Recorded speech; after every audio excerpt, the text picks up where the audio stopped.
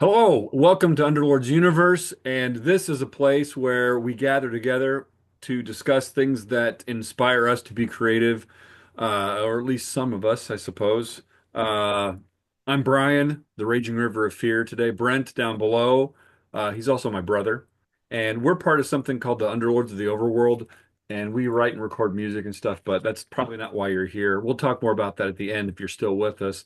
We have our guest today. Travis, who is breakdancing madly backwards.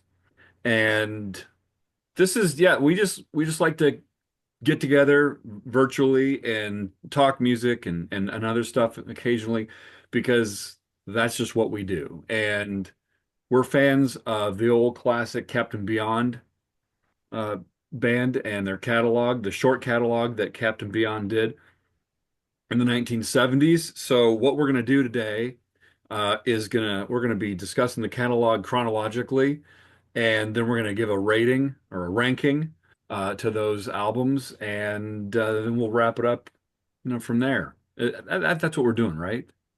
Pretty I much. think I was Yeah, checking my notes. Yes. that is what we're doing. Okay, and Yeah. if you're new to us, we're pretty casual about this, and if you're new to us and you like kind of like our approach, subscribe, do the whole bell thing to get notifications.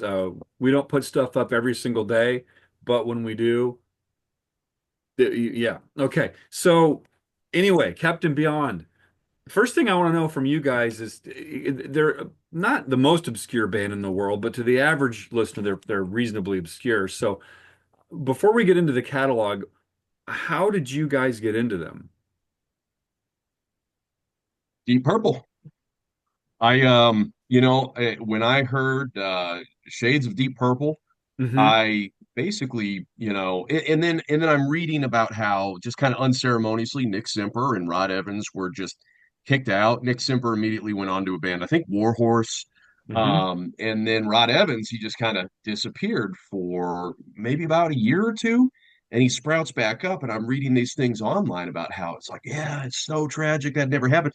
And then you read about bogus Deep Purple, how Oh he yeah, right. disappears and he comes back, and I feel so bad for him because I'm a big Rod Evans fan, and so but that stuff was hard to find actually, Captain Beyond, and this was kind of at the beginning of when Amazon was starting to be used, and I found sufficiently Breathless before I found the others, and I was like, all right, I'll get that.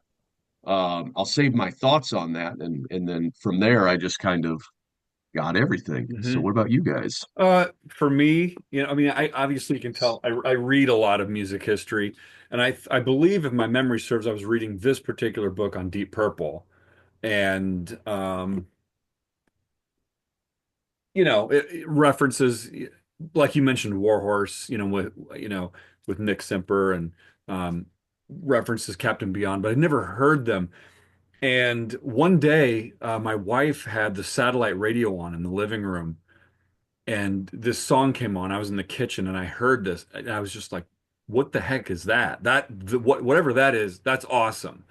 So I went straight into the living room to see what was on the screen, the TV screen, and it said Captain Beyond,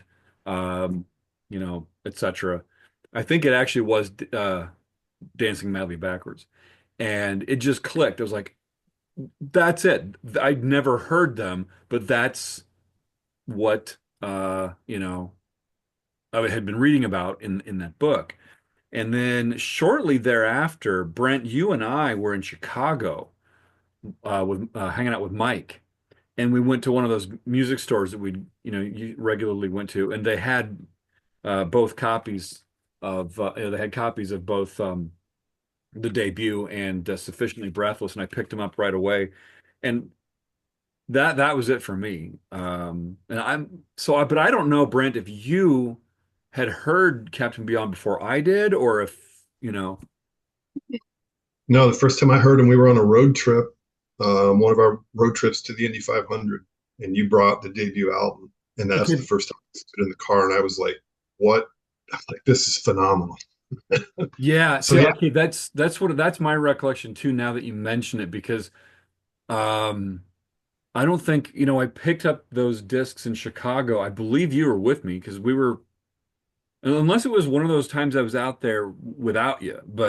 Um, but, uh, my recollection is I didn't really listen to them until we got home. And then, like you said, later on, we were on a road trip to the Indy 500, and I played that for you, and it was just like, yeah, I mean, that's, It's like we got home from the trip and then like got online and ordered them immediately. I yeah, mean, just You that's remember it. about what year this would have been? Would have been at least what 10 to 12 years ago, if not longer than that, probably, right? 20, I mean, I'm gonna say maybe 2012, 2011. Does that sound Wow, about you right? guys are late bloomers. yeah, I yeah. actually beat you guys to the fandom of something. While you guys were seeing Dio and Sabbath in the 90s, I was not even listening to heavy metal. And now I can say I beat you by at least a decade into the Yeah. Captain Oh, Beyond easily. fandom. Yeah. I mean, Yeah. yeah. If you were like mid 90s, you definitely beat us by, or mid or late 90s, you easily beat us by. I'm gonna guess Yeah. a decade. Well, I'm gonna. it was, I mean, I still have it in my Amazon order history. I think it was 2002 is when I got Sufficiently Breathless. And then I couldn't find the debut. Hmm. And then a year later, it finally showed up on Amazon. So that's when I That's finally, Yeah. I couldn't tell you exactly what year, but if you got sufficiently breathless in 2002, that's definitely before we got into them, for sure. okay. All right. Um, And so it's funny though that the live stuff they put out, within the last what 5+ years they've been putting out these Yeah. live releases too, but nothing really tops the studio albums no, as I well. mean there is this Lost and Found 1972, 73. And this is good because it's got, like the alternate versions, outtakes or whatever and stuff, things that became uh the first couple albums, but it also has an earlier version of Icarus on it, which has Oh, Rod yeah. Evans, which later on would be done with uh Willie. Willie Daffern on vocals on the Dawn Explosion album. So yeah. Yeah. So at any rate, I don't know, you guys want to just get into the catalog here? Just, I mean, it's a Do it. pretty quick little Yeah. catalog. So the 1972 is the first self-titled album. And I saw this album the first time I listened to it. It just was the perfect blend of like hard rock and prog. It was like a proggy hard rock blend with a bit of space rock thrown Oh, in. yeah. And it's the result of these four guys getting together. So you had, Bobby Caldwell, who had played with Johnny Winter on drums, Larry Rhino Reinhardt from Iron Butterfly, along with Lee Dorman from Iron Butterfly, and then of course Rod Evans, formerly of Deep Purple, had been on the first three Deep Purple albums on vocals. I believe they actually had originally rehearsed with some sort of a keyboardist as well, but I think he left the project before recording got underway because it's Yeah. just guitar bass drums from a recording Yeah. standpoint. But um, all of the writing credit on the album is credited to Bobby Caldwell and Rod Evans, but according to Wikipedia, it says that they all wrote together, and Well, and that's probably due to like contracts and stuff like that, things related to the Iron Butterfly record labels and stuff. That's probably how that how. well, and not to get ahead of ourselves, but then the second album says it was all written by Lee Dorman, Right. who, so it was clearly legal crap, which kind of shows that this band never had a hope in hell No, it was getting out all. of legal management bull crap Hmm. and living up to their full potential, which was immense, Oh you yeah, know. yeah. And you're hinting at the second album already, and we'll get to that, but it doesn't help that both of those albums are just so stylistically, you know, Yeah. they're like night and day. But you're trying to establish yourself as an artist, it's really difficult, when you do that. But they come out of the gate swinging. I mean, I think it's just start to finish is just such a solid. Well, all of these albums are just solid start to finish, but um, it's just a really, really strong opening statement for like a debut. Which, by the way, that right there could be a great subject for another episode of like the best debut albums of all time. But it's a great debut album. Um, I think it has this first three, the first few songs is kind of like a suite, because they all work together. And you get Mesmeration Eclipse and Raging River of Fear as kind of standalones, but then that starting with Thousand Days of Yesterday all through the end is just that massive epic. Um, I don't know. What do you Okay, guys, what your, I want to know if you guys think there is a concept behind this because at first you would listen to it and look at the titles and be like, oh, clearly this is a concept album. But yeah, when you read the lyrics, it's kind of like, oh, there might be a connection between this song and that song, but it just sort of seems I don't know disjointed lyrically. But even though every song, essentially almost every song, flows from one into the next, callbacks to previous ones, like stylistic yeah, similarities with the guitar riffs, where like literally, I wish I was a little bit more prepared here. But towards the end of the album, I'm like, oh, that's the same riff they used in track three, and then I'm like, actually, it's not. It's similar, but it's not. And if this were any other album in any other band's catalog, you'd be like, ah, they ripped off the previous song. And it's like, no, but that's actually it's a continuation. It's this is a journey, yeah. journey to beyond. It to me, I mean, it really feels like a concept album, but I think you're right. Lyrically, that has escaped me. So I don't know, Brent. No, I would agree. I think there's some common threads, but I don't think there's a concept that runs through the whole record. So I would agree. Hmm.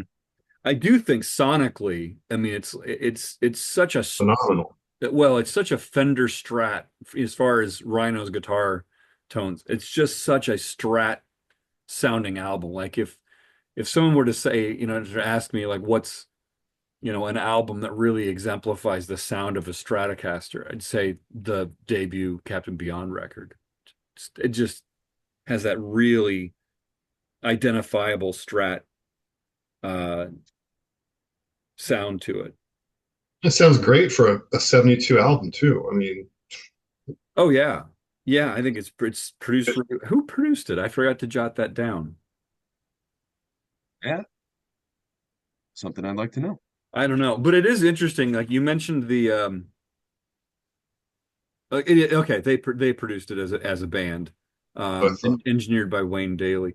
But it's interesting because, like you mentioned, they this is 1972, and then there's some changes that go under that come about with the second album, which is 73. But before we get to that, I mean, if you had to pick highs and lows from the debut album, I mean, to me, picking lows is really difficult. And there's so many highs, it's kind of difficult as well. But I mean, if you had to pinpoint a high point or a low point, what would you say? I That's the impossible question because I think this album is as close to perfect as an album can get. Um, like I don't know what else to say because it's such an anomaly Hmm. that there could be an album like this. And okay, and let me tell you a little side story. All right. Yeah. So I was in an improv troupe a while ago, and one of the guys in there, he was a little bit more, mainstream dog sensibilities. He liked Yes. I never really got into Yes. But he introduced me to like Jean-Michel Jarre because he was a keyboardist himself. So we would trade stuff back and forth. He got me into Muse a little bit. I appreciate Muse. And I got him into this, Captain Beyond. And then a while later, another guy in the troupe knew that I was into music and he was into more mainstream music or whatever. And he's like, hey, so I just heard this album, Captain Beyond. And he's not into 70s stuff. I was like, dude, you know? And people started talking about this in this group where none of us really musically had much in common except for me and Andrew was his name. And so I just assumed that everybody just loved this album because everybody I introduced to it loved it and whatever. I actually just got online just to see if I could find any reviews, and I actually found some crap where they were trashing it, where they're just like, yeah, this is really just cheap. I don't know, just like cringy and all. And I'm going, and this was, I think, like on a Deep Purple message board. I don't even know if it was a recent thing or if it was. And I'm going, wait a minute, I thought this was universally beloved. And so I'm just thinking maybe it really didn't have that much of an impact. What maybe it wasn't just management. Maybe there's a whole subset of people out there that are just like, no, who are I these don't guys? know. Astronauts? Is this astronaut rock? Yeah, I don't know. For some reason that makes me think of Martin Popoff because he's obviously written about all of this stuff, and he has an interesting gauge on some of these things. Um, I think I don't recall. I don't obviously I can't speak for the guy, and I don't want to mischaracterize his opinion on anything. But if memory serves, he is in the camp of excuse me. It's good. It's a good record, but it's not necessarily an album that deserves like maybe all of the praise that people like you and I are heaping upon it. Wow. So that they're but I think that that's going to go with anything, right? Because everything ultimately comes down as a matter of taste, right? Yeah, And yeah. It's just, I mean, it's just amazing to me because I don't know. I'm still just sort of trying my hardest to figure out what a low point would be. And I was like, I don't know, maybe this one. And I think I just sort of realized if you take one single one out, it would feel incomplete. yeah, This really does feel like a journey where I can't say every album is, I didn't go through and rate it like on a star scale like I know you guys are done, or we yeah, all did for the Black Sabbath one. I just think this is a nearly perfect album. Um, with enough ups and downs, as far as downs meaning more mellow moments, where it's just like this is everything I could ask for in an album, including, I mean, the live show. They even brought out the Cowbell Tower. Have you seen the live clips? Like one of the only live televised yeah, performances they did. yeah, And Rod Evans has the Cowbell Tower. yeah, And just going back for just a moment when you said like how did you get into it before I could even find the albums, before YouTube existed, I found a place that had, you click on a thing and you got to download it for 3 or 4 minutes, and then they had that available. And it was essentially, I more or less the first half of this album. um and I was just like, I gotta get that album, I gotta get that album. yeah. So I think you're summing it up in a way that matches my thinking. To me, it's really, really hard to pick a high or a low because of just how consistent the record is. And I agree with you that if you remove any one part of it, it's like a game of Jenga. It would be something, you know, would fall apart. Excuse me. yeah. I don't know, Brent, are there high and low points for you on this record, or do you tend to agree that? No, I agree with you guys, but I can pick a high point and a low point.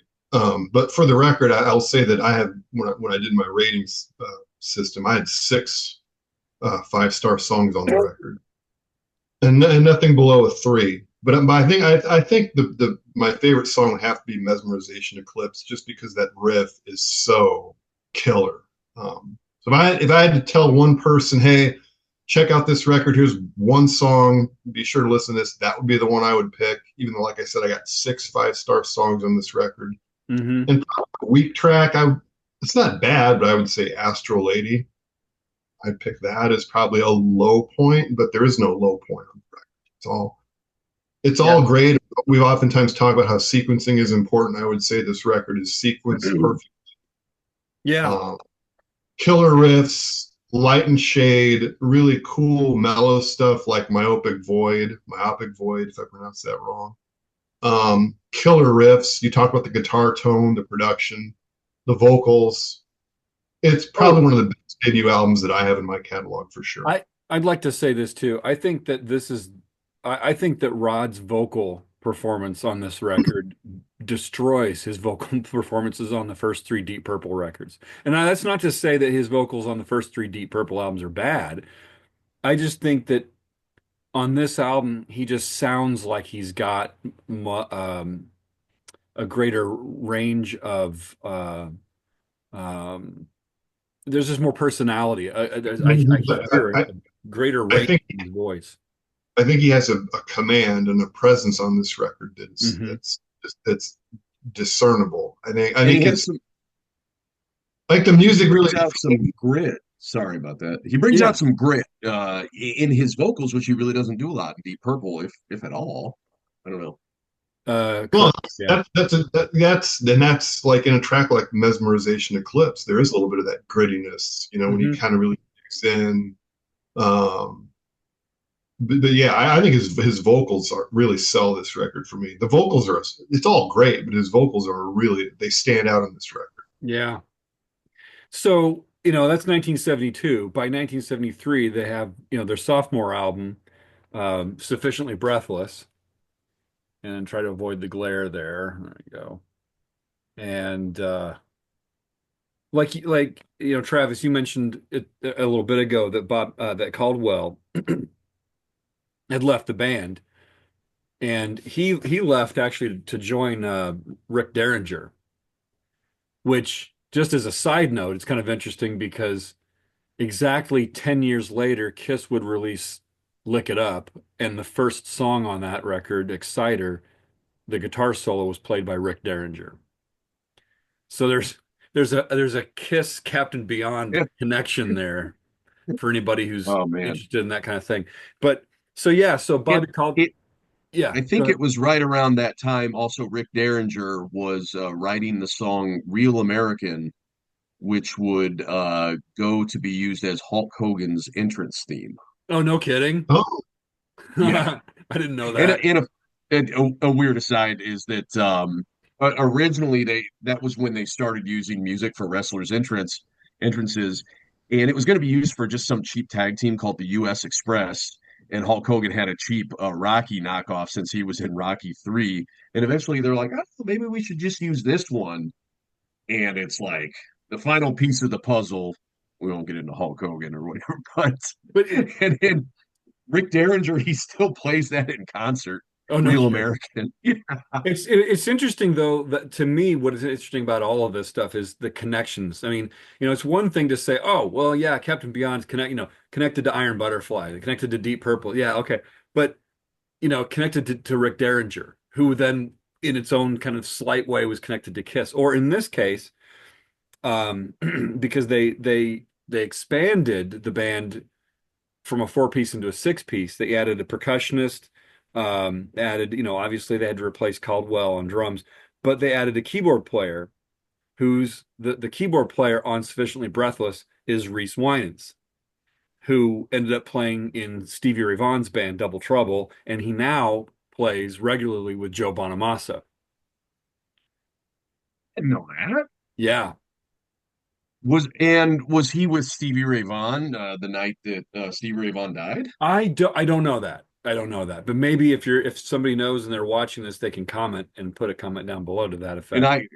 But I actually worked with a woman who, so he did 2 nights at Alpine Valley, Stevie Ray Vaughan. She was actually there at the first night, not the second night when he died. oh, no kidding. Okay. So Yeah, I'm not as familiar with that, but I I'm a pretty big Joe Bonamassa fan. So yeah, so it's kind of like, okay, Reese plays with Joe Bonamassa and but he was on Sufficiently Breathless too. He was in wow, briefly in Captain Beyond, which but as a sophomore record, it's so different. I mean, it's almost like Santana. It's like this yeah, is just kept it. But now, and originally, when I saw, oh, Lee Dorman wrote all the music on and all the songs on this, and he didn't write on the first album, then it's like, oh, that kind of makes sense. But actually, it doesn't because we now know really the band did write the yeah, first album together, and the band did write the second album together. It's just that the credits, because they were actually in open litigation with Deep Purple, Rod Evans was. Rhino was in litigation with Iron Butterfly at the time, or with the labels or something, that prohibited them from being, credited for the same kind of reason that like Rick Wakeman isn't credited on anything on Fragile, for example. Um, so it's still kind of a mystery about why they took such a massive turn stylistically. But here's my question about that. Despite the turn stylistically, does it work for you? Or does it kind of fall off? I can sum it up with one word. Yeah. Fine. It's fine. Okay. It's a fine album. I think I know where your ranking is going to go with this then. Yeah, I Brent, mean, I listened to it and I'm like, I'm like, this is an all right song. And this was the first one I heard. So, I was like, okay, because I was really into, okay, this Rod Evans guy, I got to get into his brain and whatever.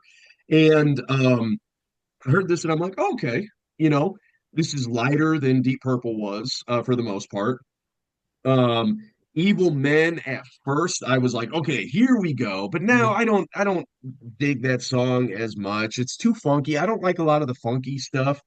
So when I went back and listened to this, because I hadn't listened to Sufficiently Breathless in a long time. And that was the thing was I would put this on a lot. I remember one time my dad and I were going somewhere, so I was in college. Like, oh hey, I got this band, Captain Beyond. Do you mind if I put it on? My dad's not really into music, but he didn't mind if I put something on. And he was like, "Well, I expected this to be a lot heavier, just because that's what." I was like, "Yeah, but it's you like it." He's like, "Yeah, I like it." And but now when I listen to it, it's not so much for what ones do I like. I'm going, where's the Captain Beyond that? And I broke it down to so drifting in space, not just the title, but the style of the song. I'm like, mm, okay, this could have been a B-side to the first album. Um, let's see, number five, Starglow oh, Energy. Starglow That's Energy, yeah. that's a pretty good one. You know, track number seven. Oh, Voyagers of Past Travelers. That's the just noise one. Yeah, But yeah. I'm like, hey, at least I'm feeling some Captain Beyond here. And then I'm like, okay, track number eight. Where's this going? And then it's just it's funky. It's weak. Although the second part of it sort of picks up, and I'm like, okay, there's a little Captain Beyond there. Hmm. So it's overall, it's fine. I can listen to it and enjoy it, I guess, but it's going to be more background noise. I don't think I'm really going to sit down and be like, yeah, Yeah. here See, we go. I know exactly how your ranking is going to go. I know. Even Yeah, before we get to Dawn Explosion, I know how your ranking is going to go. Brent, I don't know okay. your take, highs, lows, etc.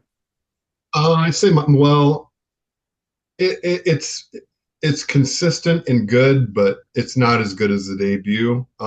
It's like you guys said, it's like easy listening. There are really very few moments in this album which replicate what they did on the debut, which is weird.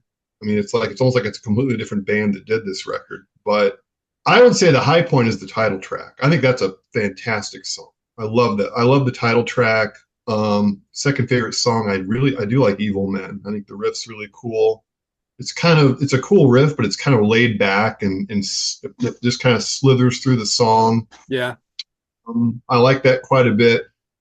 Distant Sun's a pretty cool track, Hmm. which that song might, you could see maybe that song might fit on the debut album. There might be a little bit of a crossover there with that, but there's nothing on the record I don't like. It's just a matter of liking a few tracks better than the others.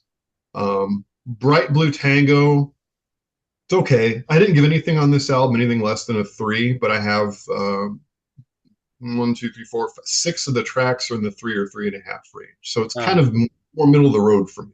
See, for me, um, it's I have one, two, three, four, five tracks that are four or four and a half Wow. out of five.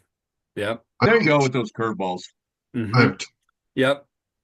Now the, the having title and even Evil Men, two of those, because I those are the only two that I have. Do you agree with me on oh yeah, those two?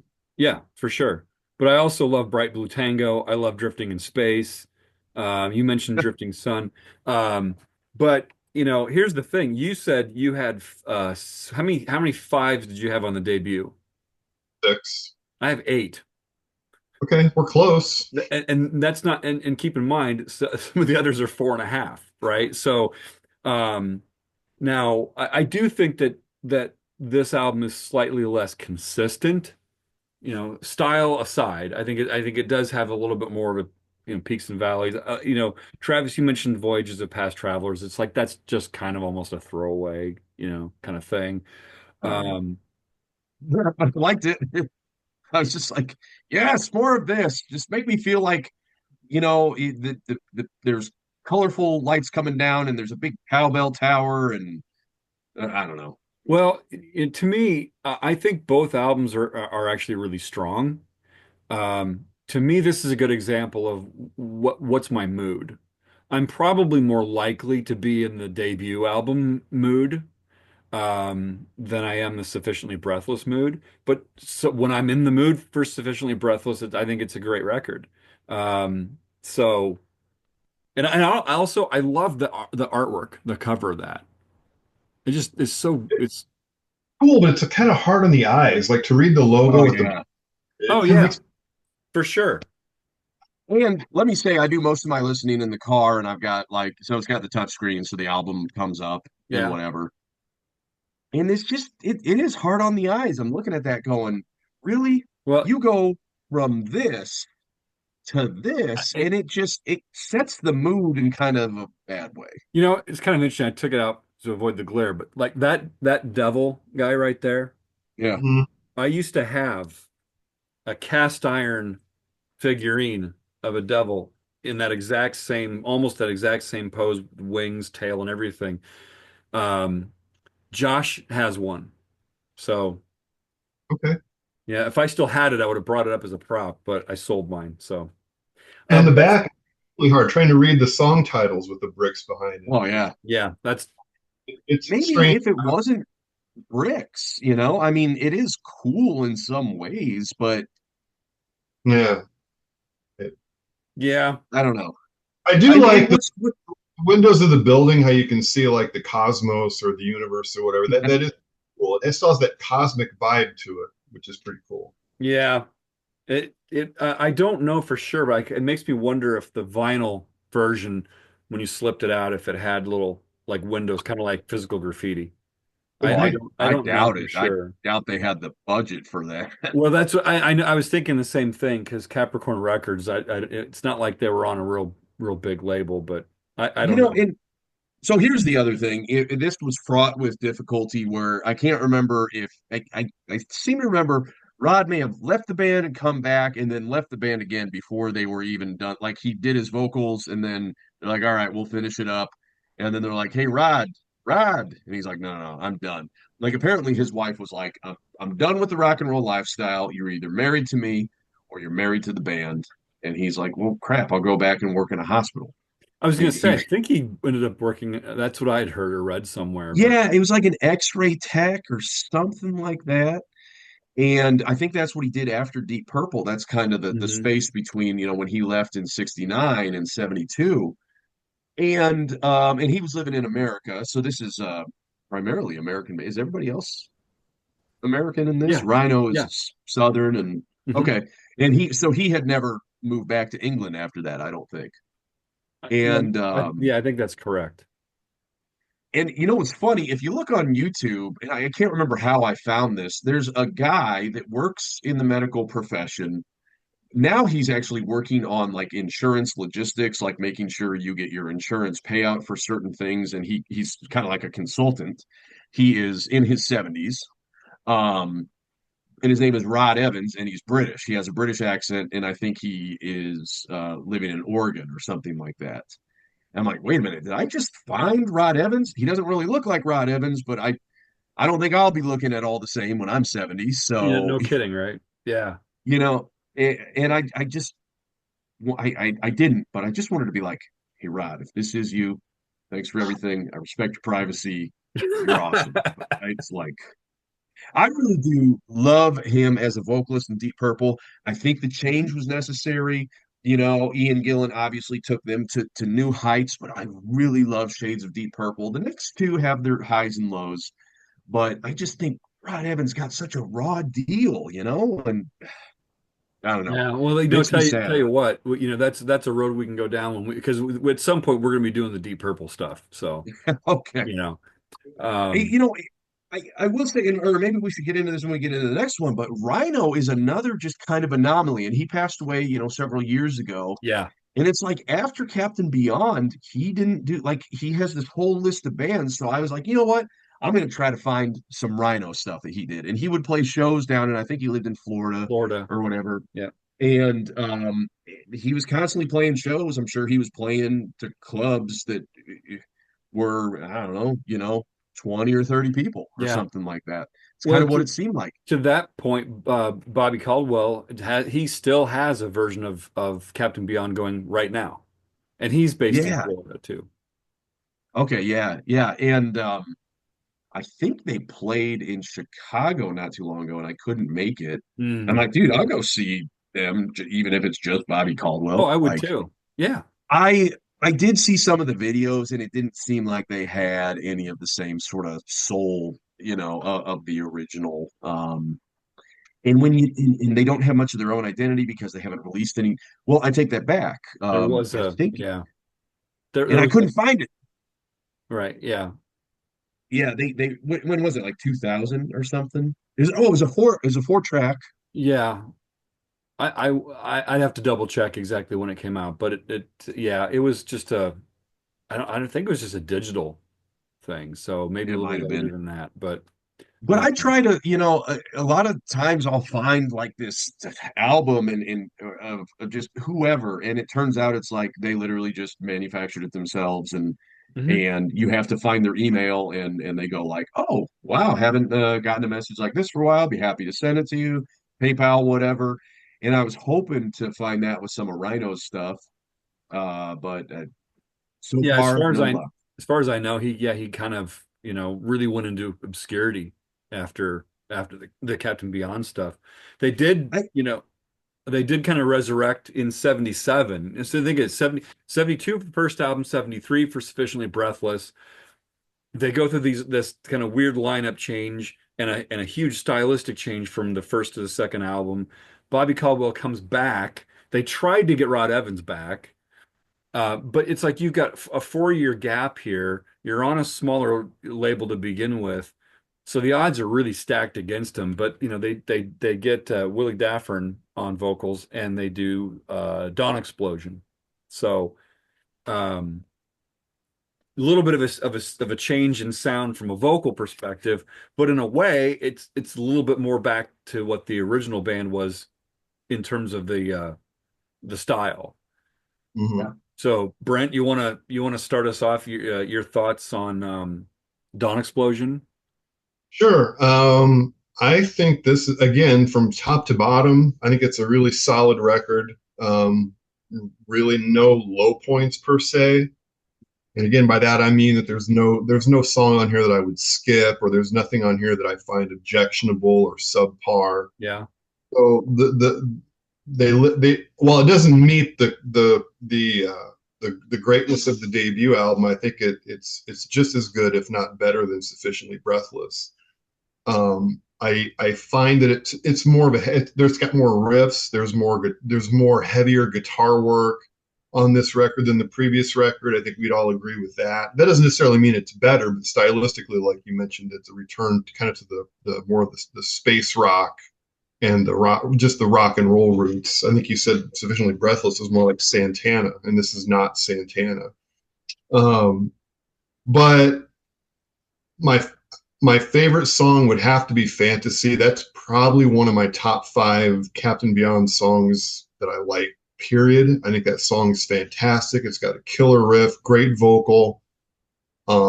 Absolutely love that song. Hmm. And then there are a few songs, Icarus, Breath of Fire, If You Please. I think those are fine, fine songs. I think it's a really, really solid album, top to bottom. And I think Willie does a really good job on vocals, but he's not at all like Rod. I mean, he's hard to describe his voice. I was trying to think, how would I describe his voice to somebody? I really can't come up with anything. If you guys have any ideas, Well, no, I'd like I think he was a good singer. I think there's absolutely nothing wrong with him as a singer. I think if there's anything that kind of works against him is something it's out of his control, which is just the timbre of his voice, the sound of his voice. I think Rod Evans just had a little bit more of a unique character to his voice Oh yeah. that commanded a band. yeah, Whereas I yeah. think Willie Daffron's voice, it's like, oh yeah, he's a really good singer. Nothing wrong with his voice, but not that voice that says, yeah, this is a star vocalist. And that's I, you can't hold that against him because that's just the sound of his voice, you know? no, I think that's a good point. I think Rod's voice has just it's regal. There's more character to it. Not that Willie's not a good singer and he does Yeah. a fine job on this record, and I like his voice. It's just Mhm. it's not For Rod sure. Evans. I'm glad he didn't try to be, and they didn't try to bring in somebody who sounded like Rod Evans. But um, all in all, I think this is a very, very good record. Yeah. I like it quite a bit. Travis? I think Willie is more. I almost think he's more of like the everyman vocalist, whereas That's a good, Rod, yeah. I was reading a review from some of Deep Purple's like first couple shows or their first year's worth of shows, and when they would do Help, the Beatles Help, Rod Evans would get down on the stage with his legs dangling over and sing to the women, and it's almost like he was going to be more of a crooner, I was gonna or he say a was destined to crooner be, type thing, yeah. But almost like what Graham. that's not how he approached the vocals on the first, I mean he was more of a rock vocalist on the debut Captain Beyond record. Yeah, Right, right. And it kind of reminds me of like Graham Bonnet, how I wonder if Rod Evans thought like, all right, I'm going to join a rock band and it's going to be more like this. And then all of a sudden, John Lord and Richie Blackmore, they're like, oh, we're going to take it this direction. He's like, all right, I'm along for the ride. And puts his unique spin on those songs. And then with Captain Beyond, you have Rhino, who's got the Southern thing, Lee Dorman, who we haven't really talked a lot about. And I actually want to know what you guys even think about Iron Butterfly. I don't think we've ever really talked about that. But you put all these similar yet distinct styles together, and then Rod Evans, and he really comes into his own, you know. Hmm. Whereas Willie, it's almost like you could put him in any band. Like, hey, Willie, we're doing a cover band. We're going to do like top 40 types of songs. All right, cool. You know, hey, Hmm. this kind of little known band, Captain Beyond, we need a new vocalist. All right, cool. He can sort of meld into anyone and do a good job. But yeah, not too distinctive. Um, I think that's a good characteristic. A good singer could be an everyman kind of singer, could be in a kind of a, but yeah, not too distinctive. Again, that's not to discredit him, because he does a really, really good job on the album. He's a good singer. But yeah, and then it drives me nuts that he never did much after I that. know. It's like it is kind of a shame because Dawn Explosion, it's a really good record. It's solid. I'm gonna say I think the opening track, Do or Die. I think the thing that really elevates that song is the middle section of that song, really. I think it's a good song, but the middle section is the real high point of that.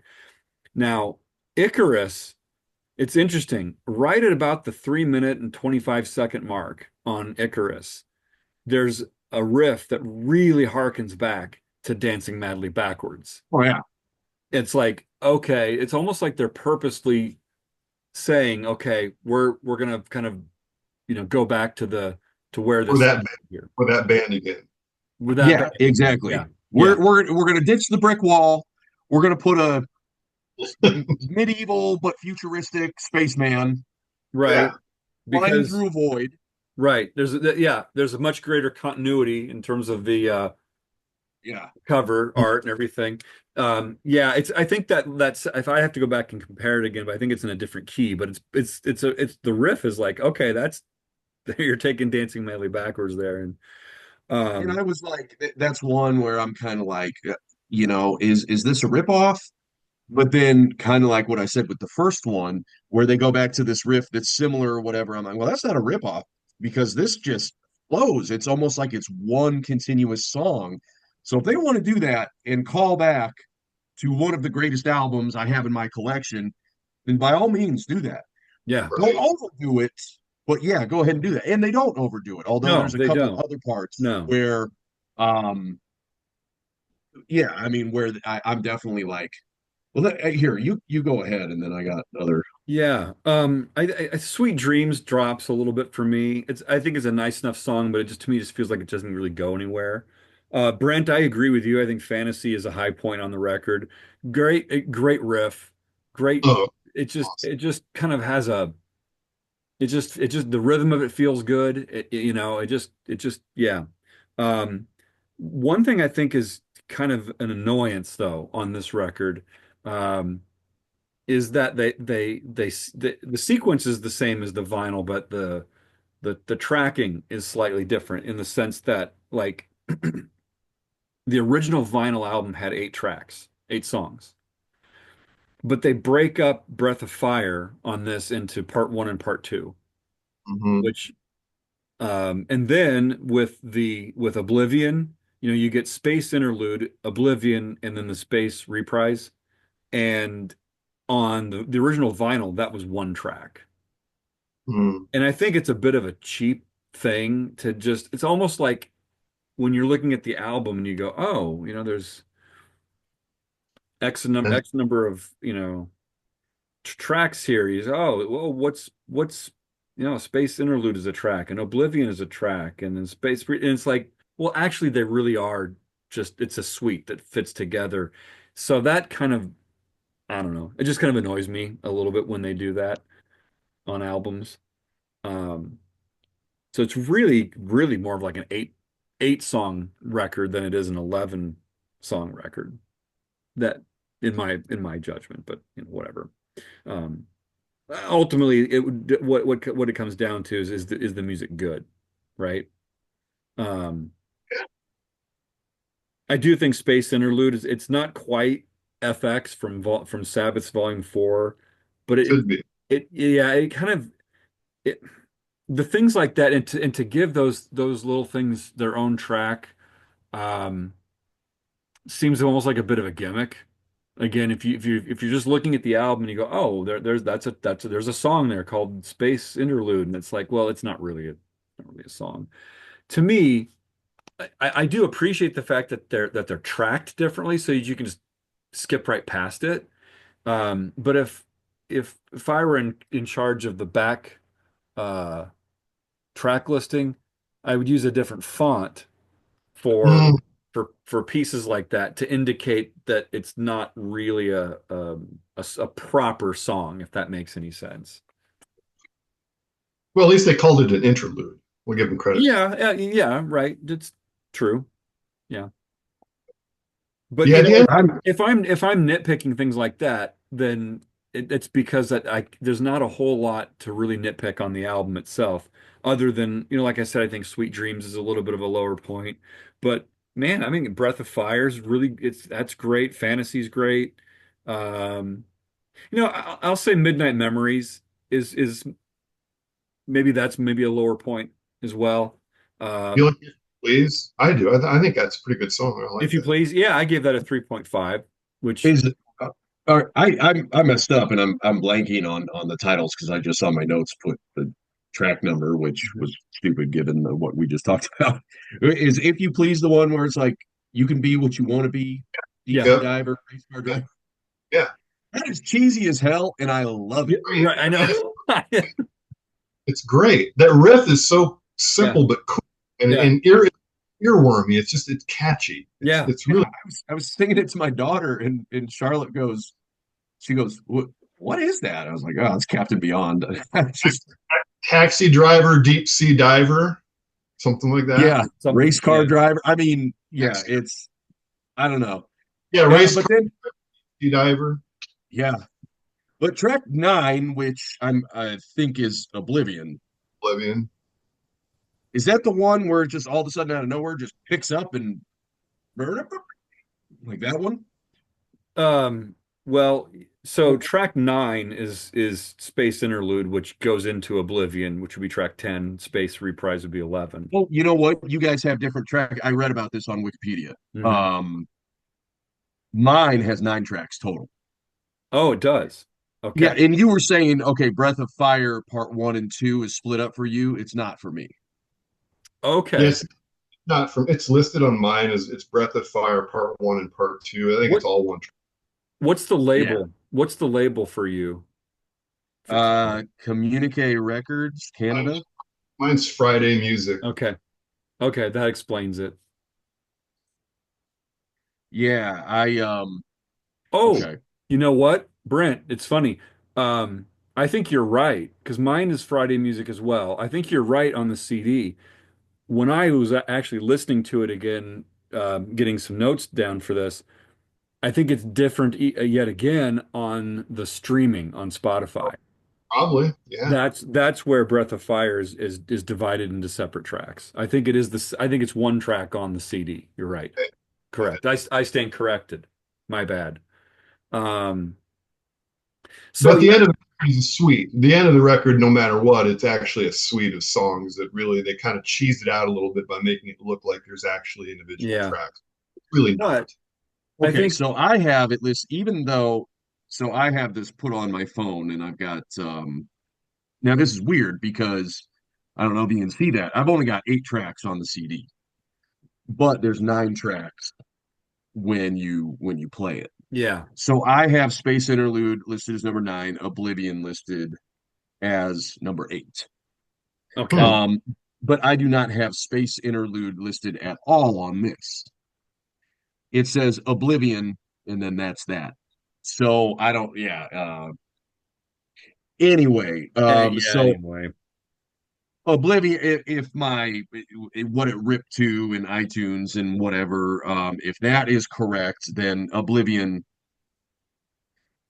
or possibly Space Interlude might have originally just been intended to be part of Interlude. Hmm. Either way, I love how it goes from trippy. Now it's all refreshing in my memory to number 9, which is listed as Space Interlude, but not on here. It's the most beyond feeling sounding track, almost to the point where they're like, okay, do you like this? Was it a little bit more in line with the first album? Are you happy? And I'm like, yeah, okay, I'm happy. You got your cheesy feel good song, which is just a good song, doesn't really feel Captain Beyondy.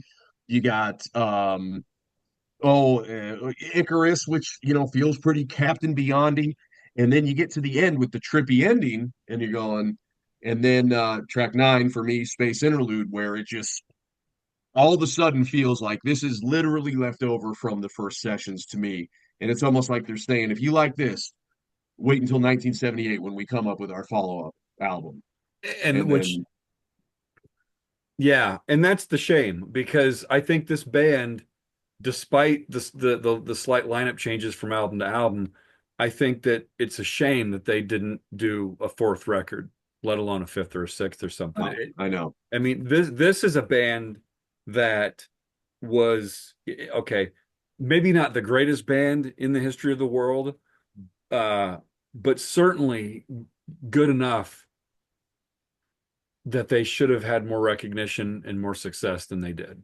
I think. And I And would, it's so weird because it's like the core of the individuals just that's how all of their careers went. Lee Dorman with Iron Butterfly, mhm. such a huge band. They get featured on The Simpsons. Yeah. They get featured on the movie Manhunter by who was that? Michael Mann. Slayer covers them, and then it's like, but they would have these sort of weird reunions, and they were put in the Rock and Roll Hall of Fame in 1988. And then like the next year, they're like, all right, let's go tour again. And two of the members are like, nah. So it would just be the bass player and the drummer. And then a year after that, it would be the drummer and the keyboard player from the classic lineup. I mean, if you look on Wikipedia, Iron Butterflies, members. It's literally like that long, and it's just so weird. There's absolutely no consistency from year to year in their lineup, and now they're all dead from the classic lineup. Hmm. And it's like, but I wanted to, but they never released anything new, you know? Like we said with Rhino, about Bobby Caldwell's the only one that's kind of still at it. But even that, it's like, what happened? I And then of know. course Rod Evans into oblivion. Anything? Do you guys know anything about Willie? No. Oh no. Oh, oh, I Never. don't think there's anything really out there about him. No. I I looked mean, him up and I can't remember if I found anything at all, but I don't think so. Well, Um, my question for you guys would be, the last album came out in '77. What the heck was their audience, if any, in '77? I mean, what type of listener, obviously good question. we were very young in '77, but what kind of listener, if they had a target audience, if there was such a thing, what do you think what's their music aimed at? Because again, from every release is different. Like the first and the third one there's some similarity there, but it's almost like they were trying to figure out what their audience was, and maybe they just never found that proper audience. I don't know. I think that's a really good question. And I think it almost answers itself, right? It's like you have a changing musical landscape by the late 70s. You know, punk is coming in, prog is, waning. The disco movement is on a, who is the target audience for this? And how big is that target audience? And it's Yeah. such a tiny sliver that it's almost like it was destined to not succeed commercially. Um, I think artistically it's a good record though, you know. was Well, this? you could say, okay, well, this is like one of the first super groups, right? I mean, this is Oh like yeah, Yeah, '72. This is like what we would later in later years. People would say this is a super group, which usually when you hear people hear that, they're really into it. They sell lots of records. Of course, this was really before anybody had an idea of what a super group really was. But I think this is one of the first super groups, but they ended up not good being very point. Yep, fortunate. right. I think was Bad Company might have been. Was it Bad Company or Bad Free was the super group? Bad Company. Company. Okay. And then also, wasn't it? Oh, what the didn't the or is that what the Yardbird was? There somebody from the Yardbirds in Bad Company? Or I'm not as familiar with Bad Company's history, so well, Yardbirds was led was that was Jimmy Page, wasn't it? I don't know, but Yeah. anyway, so yeah, but look, there okay, was a couple, so but if not you many super there groups. no, but Jeff Beck, Jimmy Page, Clapton, all those guys were in the Yardbirds at one point. That's right. Okay, But that yeah, it's but they were in the Yardbirds and then they went on to other things, there you go. Okay, which is yeah, yeah, that's not yeah, not quite the same as a supergroup. I got you. Yeah. So yeah, but even not only did they not have a term for supergroup or whatever, but it was kind of Rod Evans where it was like by 1972, I think most people had completely forgotten that he was in Deep Purple, and then Rhino was in one of the lesser known lineups of Iron Butterfly, Yeah, Metamorphosis, which they broke up. Lee Dorman was the only one that was on Inagata Vita that was huge. And then of course Bobby Caldwell, and right. whatever. Which by the way, Johnny Winter, I saw one of his last shows in Lawrence, Kansas, of Hmm. all places. And it was just like a little street fest, and I was there for a seminar for work and whatever. And one of the guys I was with, Johnny Winter, kind of comes hobbling on stage and goes, tasteless joke, but he goes, I don't know if he's going to make it through the concert. And then about a month later, he dies. Oh He made wow. it through the concert, but he was sitting down the whole time and whatever. So Do you know how long Bobby Caldwell played with Johnny Winter? I don't know. Okay, because clearly he wasn't playing with him when you saw Johnny Winter. So, um, but as far as Caldwell goes, I know that the current Captain Beyond is it's a whole different thing, but I personally think it'd be kind of cool if there was an official like new album from Captain Beyond. Oh yeah. I doubt that'll ever happen, but but we have these three. And if you're really a collector, you got a few live things that are out there, almost bootleg quality. You've got this kind of little archival thing. But as far as the three made albums go, I don't know. I'm ready to rank them if you guys are. Let's rank them. This was difficult for me. Oh, so difficult. Very, very difficult. I have a feeling I know the order yours Oh, should yeah. go. But I'm going to say it's not the same order as mine.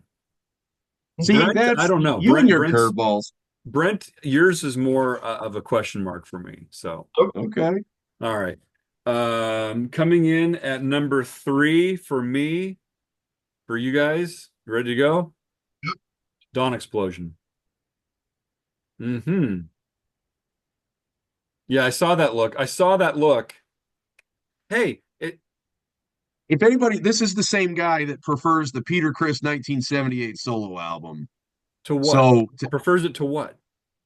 over the other three, I know I didn't get to watch your thing yet, but Okay. I know you said instinctively you're like, I'd rather put on Peter Criss than whatever. Well, But that's a whole other conversation, and there's qualifying elements to that. So let's not go I'm down just a that little rabbit hole. offended. I'm a little offended. No. All right, Um, number. yep. That's number 2 for me. Sufficiently Breathless. Okay. Yeah. And these are Okay. pretty big voids. I just make a point that this came in only 1.25 points higher than Sufficiently Breathless. So this is very close for me. But Wow. Okay. I didn't rank them, but distant third, Okay. pretty distant second. Okay. Um, So so Brent, if I'm hearing you correctly, if your mood had been a little different any given day when you're listening to that, they're pretty close. They could have been interchangeable, pretty much. yeah, I agree. I Okay. agree. So There's obviously, because stylistically they're very different records. So you're right. in the number 1 spot, the debut, Captain Beyond. There we go. I'm going to say this. Wide margin. wide, wide Yeah. margins. Yeah.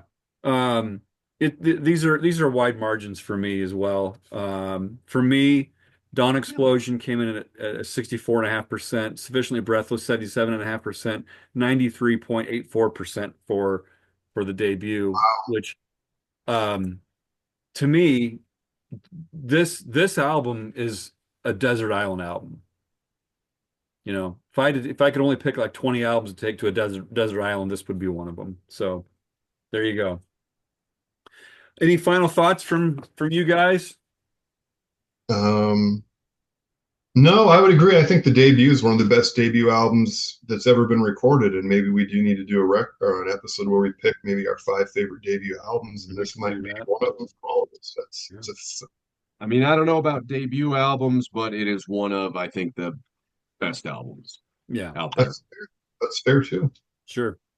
All right. Uh, Well, I said at the beginning of this, if you're still with us, thanks for hanging in there. Brent and I have been a part of a musical collaboration with a few other guys on and off, called Underlords of the Overworld. It's just kind of a self-deprecating title. Basically, it's a name that says we're the lords of our own domain and nobody else really pays any attention to us. And we write and record. We started doing instrumental stuff. And then our bass player decided to write a fictional history. He writes under the name H. Prescott Lemon, and his stories are all available on Amazon.com. They're really entertaining, and highly recommend them. I'll put links to stuff below. We did a song with Blaze Bayley from Iron Maiden, formerly of Iron Maiden, which we think is pretty cool. We had Derek Sherinian do a couple of things for us. So we take what we do pretty seriously. It's a little quirky though. One of our albums is a kind of a weird, almost concept record because it's supposed to feature fictional bands with different styles that appear in the novels that our bass player writes, and so on and so forth. At any rate, if you're interested in checking it out, I'll put links below. And I don't know. I think that's about all I got to say. So, so okay. Brent, Travis, anything else from you guys? No, check out Captain Beyond. Let us know what you think. If Yeah. you have it, leave us a comment. Um, Like, love to. subscribe. Rod Evans, we love you. I do, at least. I don't know about these. Oh, yeah, Yeah. absolutely. Okay. Until next time, ciao.